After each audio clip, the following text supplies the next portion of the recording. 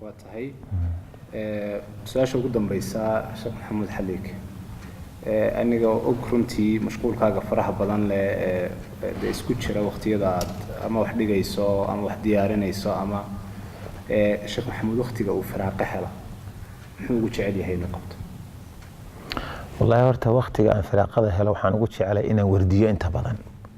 عن تصبيح صدى أنت أنا وحادي يقول لي مالين مالمها كم إذا كتاب لي هذا أنا كتاب عقيدة آخرية وديارية بكتابنا وحكي ديارين شري وحكم إذا كتاب لي هذا العلو للعلي الغفار شمس الدين الذهبي بأسكاله شيخ الباني واختصاري مختصر العلو للعلي الغفار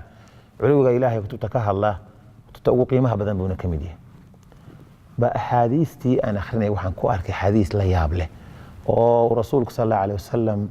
وتلمام يقول أفرت كلمة سبحان الله الحمد لله الله أكبر لا إله إلا الله قفك يراهده أفرت كلمة أفكي سمرك يكبحان سمضي وبحيان عرشك إلهي أي سيدا أقول ريغيان إيغو لهن دوي كدوي النحل سيدا شنيدو مركي غوريسو عيدا اي هوغنكاي بخيسو oo kale iyadoo wado oo qofkii ku hadlay erayadan magaciisi ku dhawaaqaysa arshiga ilaahay agtiisa runta xadiiskaas maantaan maqlay ilaa maantada aan fadhi caloosheeda kama bixin jaanis yar markaan helo waxaan isku dayaa inaan noqdo arshiga ilaahay agtiisa kalimaadkaas cid ay magaciisa sheegayaan aan tasbiixsado oo inta badan heeraha iyo ciyaalka iyo dadka waan u sheegaa marka waxa aan aad u jeclaan tasbiixsado waqtigaan firaaqada heelal koobanna inaan dacwada ka shaqeeyo ama cid baahan caawiyo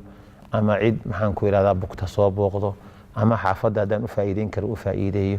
haddii ama meel aan u dhaqaaqo oo jaanisku iga saamaxayna inaan iska tasbiixsadaan jecelahay aan xadiiska inta badan dabaqdaan jecel insha Allah aad iyo aad ayaad mahadsantahay sheekh maxamuud